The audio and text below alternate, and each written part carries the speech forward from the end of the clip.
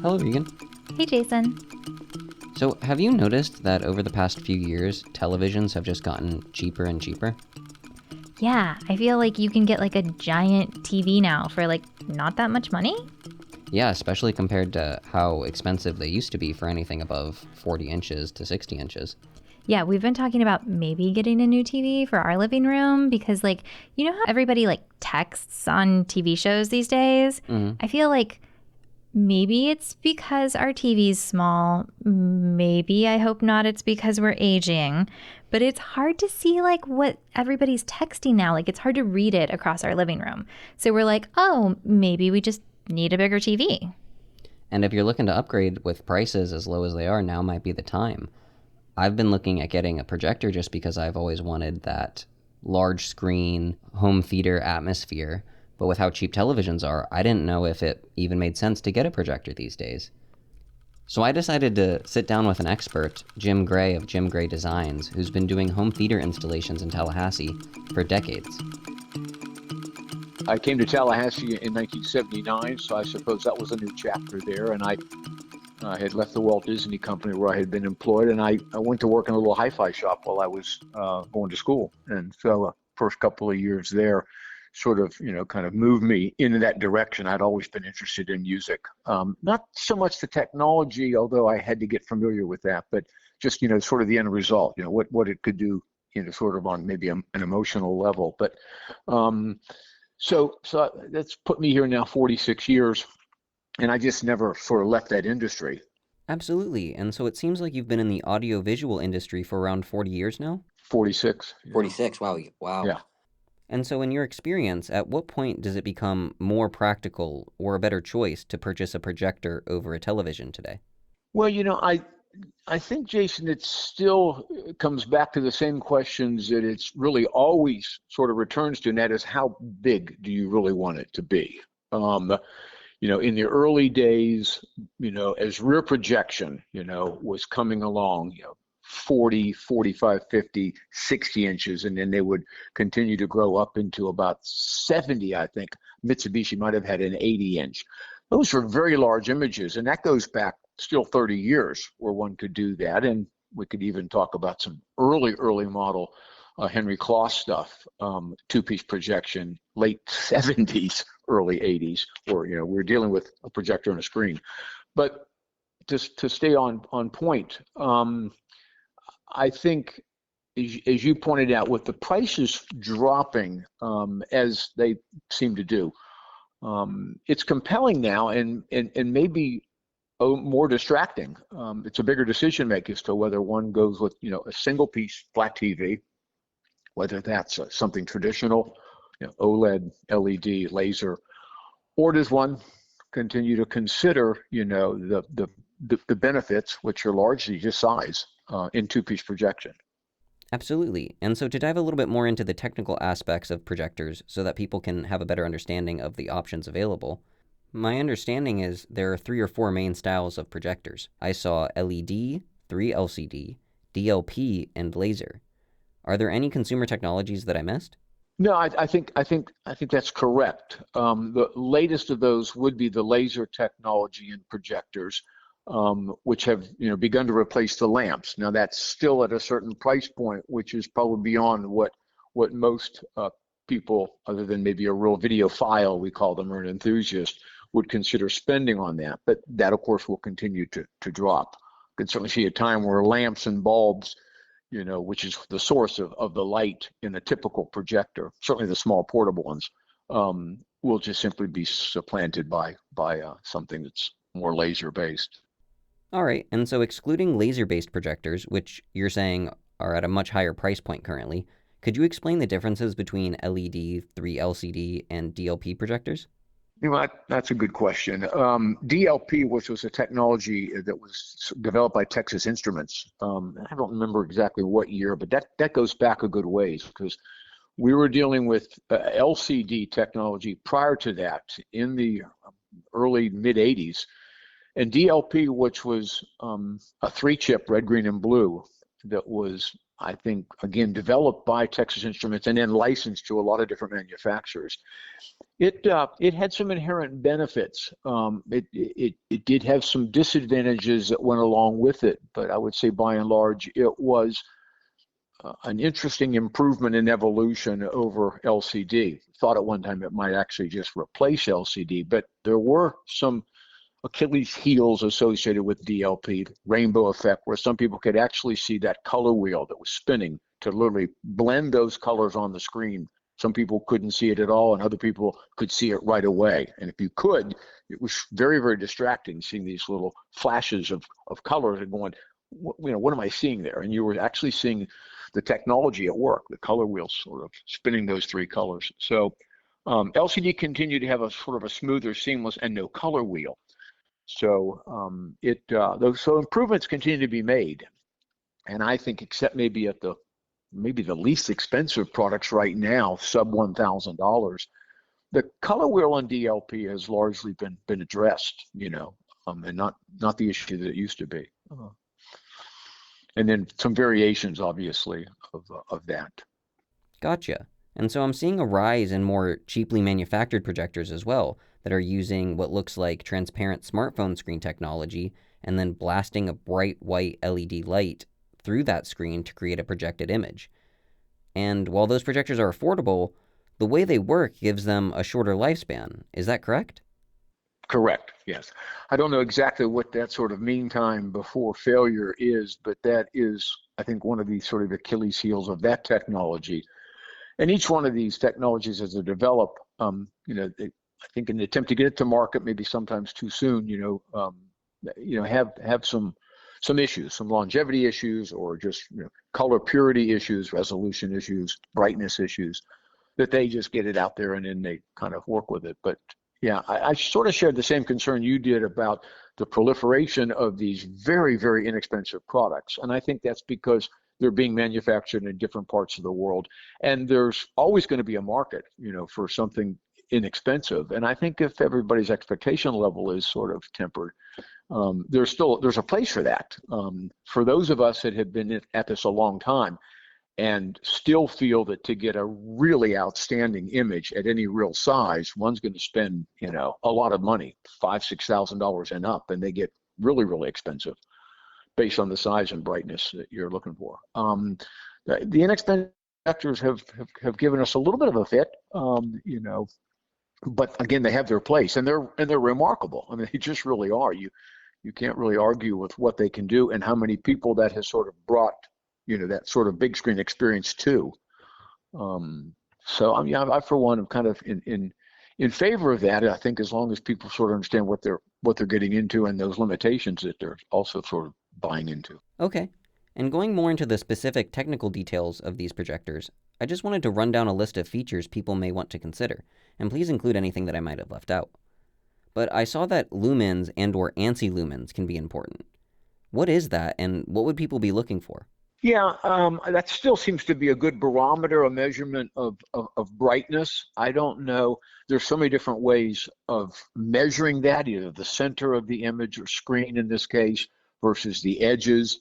That and as always has been the case, there's some liberties taken there by many manufacturers as to how are we measuring that? Either they don't disclose that, so you want to be a little careful about those numbers and how they're getting them. But I would say, generally speaking, something in the 1,700 to 2,000 ANSI lumens is pretty good if it's uniform. If we're talking about that, over the entire surface, obviously the larger the image, the more that number is going to drop, all things being equal, which is why one needs more and more brightness, or punch, the bigger that image gets.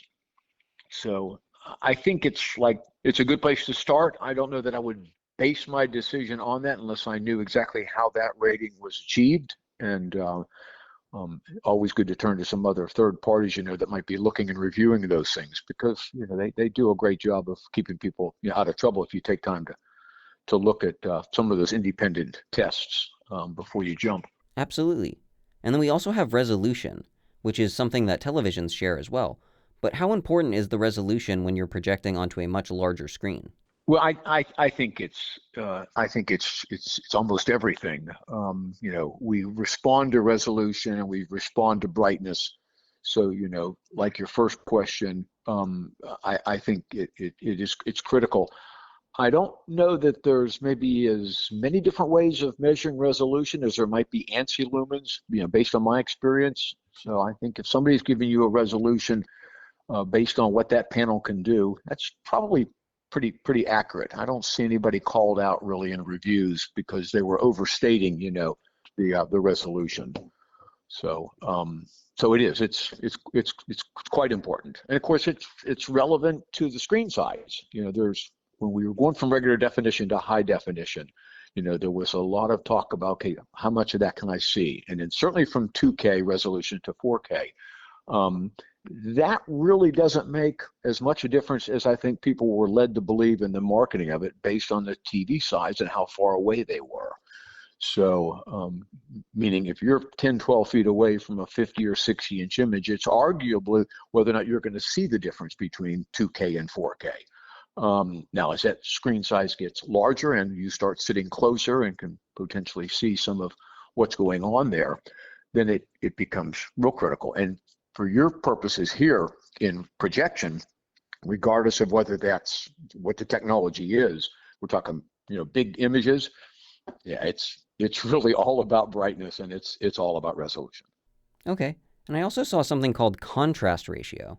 Could you speak on contrast ratio a little bit? Yeah, and that's just simply the difference between sort of the black and white portion of what a signal would be without any color introduced and that color. So the higher that contrast ratio, another thing that gets played around with a lot, kind of like the ANSI lumens and brightness, that is such an important feature, and so the people that market these things, can kind of play around with that number as well.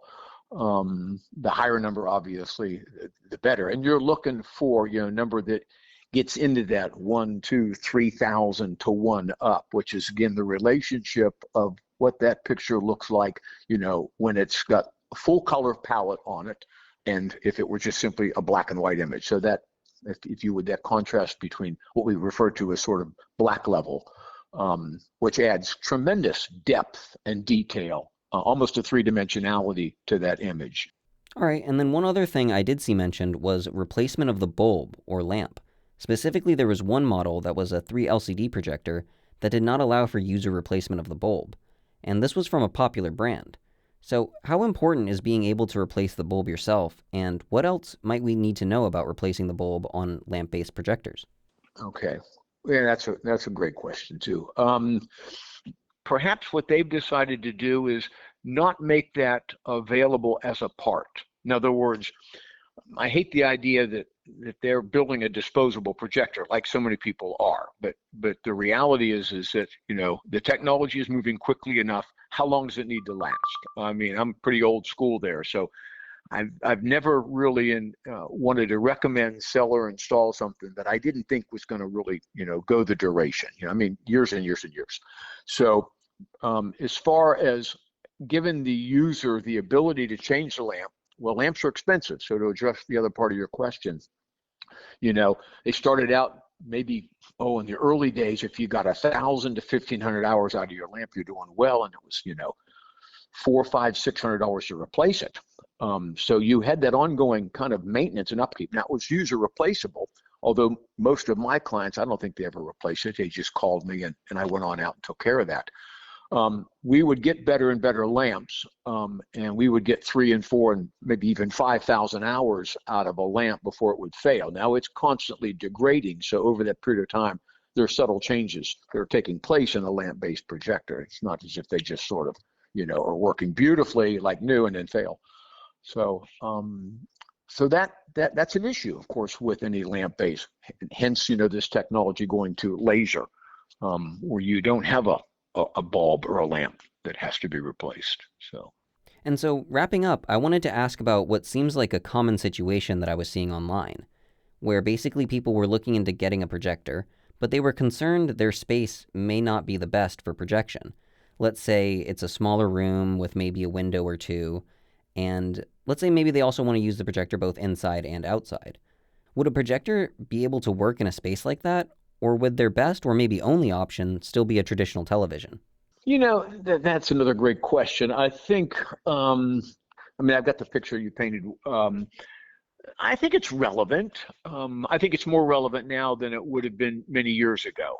Again, kind of a purist would probably say, okay, if the circumstances are such that it doesn't need the portability, which you clearly said, this is somebody that might want to take it outside, set it up in a small bedroom. I don't know that the room size is all that important as much as people might think it is, because these smaller projectors will project a 5, 6, 7 foot image, and that's really engaging. And there's nothing wrong with something that size, in a very small room. If somebody's a gamer or they're looking for that kind of engagement, that impact, I think that's just completely cool.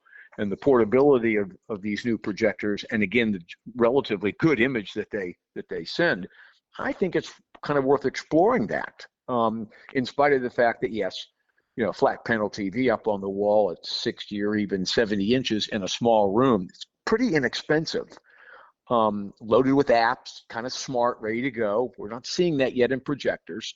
We will. We're going to start to see some Android-based projectors this year, probably, where you've got the apps built into the projector. It may be out there right now, and I just haven't seen it. But it's coming if it's not, right here already. So I don't know if that answers your question, but I wouldn't let my space, my room size, dictate that I have to go the traditional, TV route. If I do want some portability, if I do want a bigger image, than 5 or 6 feet. I don't want the size and weight and bulk to haul, into my next rental or, wherever I'm headed. So I think as long as, again, I've got to temper my expectation level, because it's not going to produce that kind of contrast, that brightness, that resolution, with or without the window in that room, with or without any sort of control. Because one thing that you'll never change is, light control with any TV, but certainly with two-piece projection. You have to just do that. I mean, if you see what it looks like, at night when you look and can see the contrast ratio versus in the middle of the day or outside, there's no comparison. I mean, it might satisfy the event, but it wouldn't meet what most people have come to expect in terms of resolution, contrast, brightness of a flat panel TV. It just can't do it, in my opinion.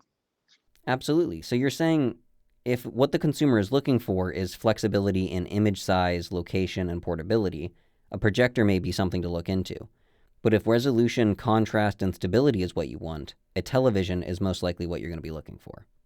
I think so. I really do. I think when it comes down to it, I think if I set up a little projector in the small space you're describing, and we put it, either on a white wall or on a screen, with relatively little to no gain, meaning no light coming back at you, which is, how you measure the reflectivity of a screen surface. And then have them, live with a 65 or 75 inch TV, even pretty inexpensive, a non-Samsung, Sony, LG, a second or third tier company.